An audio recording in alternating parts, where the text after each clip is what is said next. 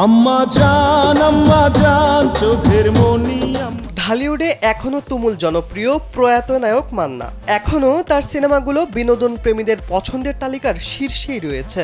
একের পর এক হিট সিনেমা উপহার দিয়েছিলেন গণমানুষের এই নায়ক। জনপ্রিয়তার তুঙ্গে থাকা অবস্থায় 2008 সালের 17 ফেব্রুয়ারি না ফেরার দেশে পাড়ি জমান তিনি।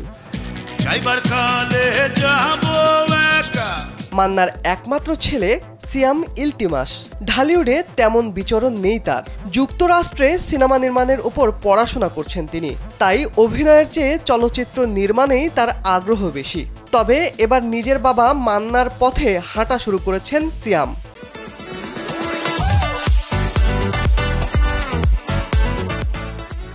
নিজের বাবার ভক্তদের ইচ্ছার কথা চিন্তা করে অভিনয়ে প্রবেশ করতে চলেছেন মান্না পুত্র।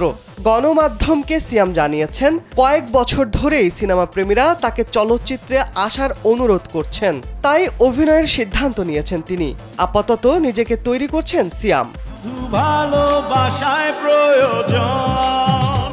এমত অবস্থায় সিনেমা প্রেমীদের জিজ্ঞাসা, কোন সিনেমায় অভিনয় করছেন মান্নার ছেলে। তবে কৌতূহল উস্কে দিয়ে নীরব হয়ে গেছেন সিয়াম।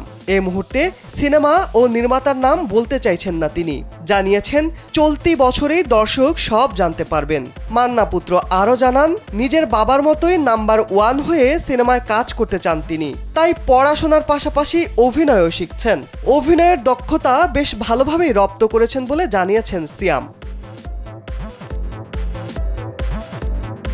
শিবলি আহমেদ, কালবেলা।